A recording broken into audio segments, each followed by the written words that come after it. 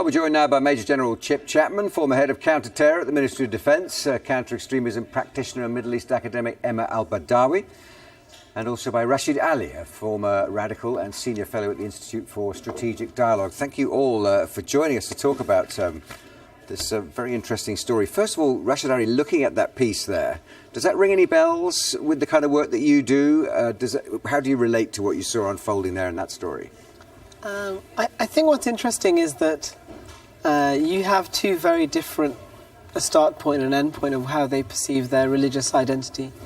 So on the one hand, you have this very strong political ideology, running through what he believed was his religion, one that should be enforced over society, one which was separatist, and one which sought to be part of a greater global Muslim community. And at the end, you have someone who has taken a religion, but sees it as a practice for themselves, sees themselves as belonging to the wider community rather than separate from it, and doesn't see their religion as a political ideology, but more a spiritual path. And I think somewhere that journey is the interesting part, to try and map out exactly what it is that created that shift and that change. I mean, almost a reconciliation with what perhaps a discovery of what you really wanted in the first place in that case. Possibly, but I think the really interesting thing is some of the interviews he's mentioned that he never felt an absence. So he never really felt the need for belonging. He never really felt that there was a void in his life. I mean, however, he does speak about when he embraced Islam as an idea, it appealed to him. And so I think in this instance, I think it's almost taking away all the political ideology that surrounds the religion and leaving just the spiritual path that he was initially attracted to, whilst almost going back to where he was before as someone who was settled within the community and not separate from it. There are lots of individuals who, like you mentioned, have that void, and that's what attracts them to the ideology. But in this instance, I think it probably wasn't the case. General Chapman, I mean, we think about military counter-terrorism, we think of you much more on the kind of policing and military strategic side of things. But what was your take on what you saw in that story there? Well, I think you need to separate two things. The first powerful thing is that there was a declaratory disengagement by him. So he's declared that he's against physical force being used. So that's a good thing. And of course, you can declare yourself against this in an overt sense, a covert sense, and he's declared it on Sky News. So that's a really powerful thing and can be very impacted. That's different than the cognitive processes. That is, has he actually disengaged, de-radicalised in terms of his attitudes and views? Now, the piece would suggest that that's partly what he did, but in a sense, we'll have to wait and see. So you're raising, he might still be, if you like, a kind of weapon that hasn't been made completely safe. Well, I'm not necessarily saying that, but of course the government had its counter-extremist strategy, which came out on the 19th of October. And of course that is to do with British values, as David Cameron and the government said. We're not quite sure at the moment if he upholds British values of democracy, the rule of law, an inclusive society, and religion being something which is for all, in all faiths and all practices. Indeed, I mean, Emma El-Badawy. So we have an individual story there, but we know, of course, the big concern is the big picture. Governments, police agencies, other sort of groups are all concerned about how we tackle the big picture to make a kind of a change. What we saw there, how does that build into where we are in terms of the UK and dealing with this issue as a country? Well, I mean, I think this is an example of a de-radicalisation process that is at least we're thinking it could be effective, because this young man standing out and saying, I was wrong. The issue, and it comes back to what you were saying here, Chip, was that it is an ongoing process, and we're really starting to accept that. But actually, a lot of our evaluation of de-radicalisation processes assume that there's a success by the end of it. And actually defining success is really impossible with these things, because it's just not measurable, and it's very unique to that individual, very personal. And one of the things that people are trying to say as success is at the stage when that individual is reintegrated back into society. And that is what people say is that will be a sign of a successful de-radicalisation process. The trouble is, it's probably one of the hardest parts of a de-radicalisation process in theory, because it requires not just the individual may really buy into the idea of getting a job and reintegrating back into the communities, but it requires more than that individual, and it requires more people. It requires the hospitality of the wider society to acknowledge, yes, this person's de-radicalised. He's on a journey, and now he's back with us. and will open up to him having a job and reintegrating. And that's so much harder because you've got to change the whole because society. you're describing a culture which is kind of open and welcome to the idea of people who may have difficulties dealing with elements of it being brought into the fold, and money and time and effort being spent on helping them out. I mean, that's a whole national challenge, isn't it? No, I think it's really, really, really key, actually, the second part, that actually on an individual level, there is all these measures that people put in place. To what extent is he engaging with ideology? Does he no longer have intent to cause harm? Is his capacity and connections with other individuals removed? And those measures are put in place and analysis takes place. But actually, the point that you mentioned, that to what extent is there a reintegration of that individual? That is actually the difficulty. And I think with here, an interesting thing to look at is the community aspect. That actually there is almost a reconnection back to the community, at least through what we saw with the gym, with Usman and with the kind of the Muslim communities there, but also with wider society, not separate from it.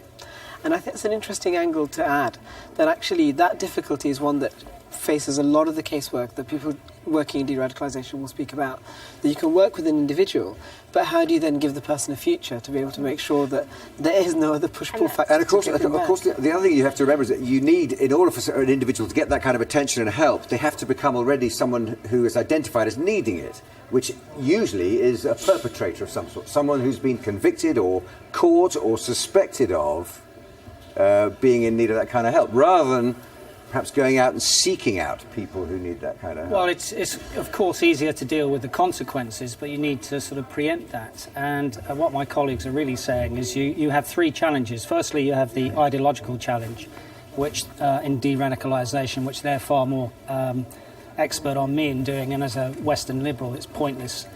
Secondly, you need this effective challenge, which they've sort of said that you need a different reference point than the one he had. And indeed, in the piece, we sort of saw that in the Unity group and the boxing, where he's got the sort of sense of belonging and integration and a new reference point. And of course, you need those pragmatic challenges where you need either education or housing and those sorts of things. And that, in a sense, gives you the spectrum of both your hard counter-extremism policies in terms of he was locked up for being violent, well, okay, or your Emma, soft so, policies. You think, could we imagine perhaps a world where people like General Chip listen in on the community and then start highlighting and drawing attention to people like Rashad Ali? We've got a few guys here that you might be interested in talking to. They haven't done anything wrong, but from what we're listening in on, they could do with your kind of help. I mean, is that the kind of society we're heading towards? A dovetailing of the two worlds? The trouble with this is that I think that the first step that any mentor and individual need to go through is having a mutual agreement that this is something that's mutually beneficial. And actually, a lot of the people that get referred to a mentoring scheme or a de-radicalisation process have actually been compelled at the beginning to do that because it's part of their sentencing term. And that's not easy then to engage with a person that hasn't decided to come forward and engage with a mentor. One of the other problems when you go into the reintegration phase, which is normally towards the end of a de-radicalisation process, is that that's the bit where the mentor loses control, because they're not in control of how this wider society is going to welcome that person that they've worked with over a long period of time. And the trouble with that is that it's such a risk, because if the reintegration efforts don't work or fail for whatever reason, that then puts that individual back 1,000 steps, and even you could lose that individual so much more than you did at the very beginning. And it can start to build into an individual's victim narrative in a way that they think, well, I embraced society, but society didn't embrace me back. And that's where it becomes really tricky. So that's why I would say that the reintegration is the riskiest part of the de-radicalisation process. Rashad Ali, if we look at this historical story about the cultural integrating of the European continent with population moves and the general changes from the beginning of the 20th century to say now, a lot of these issues were going to come along anyway. What part do the kind of push-pull factors of a group like IS play in making it harder or in disturbing it, or would it have happened anyway? Well, I think there's two very different things there. The first is, I think, we have actually had for centuries Muslim populace, Muslim interaction within Europe and even within Britain.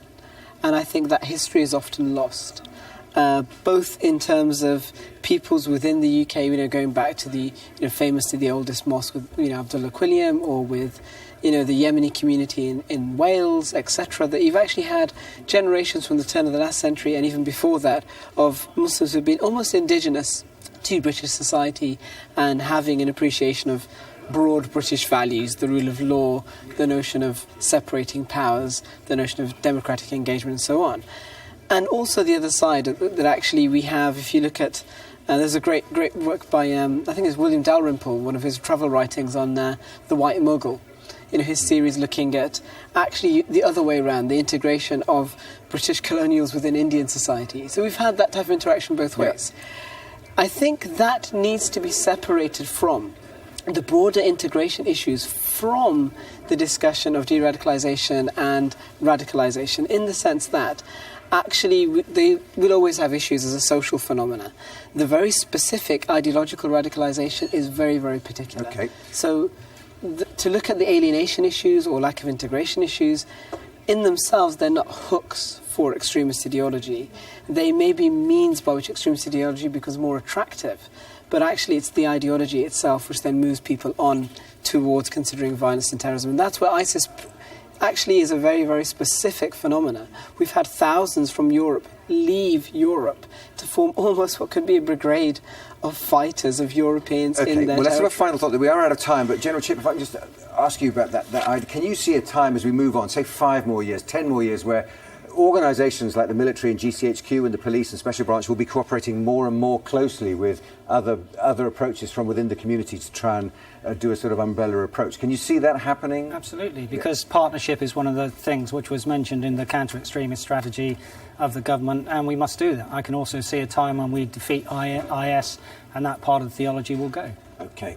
Major General Chip Chapman, Emma El-Badawy and Rashad Ali, thank you all for coming in and talking to us this evening here on Sky News.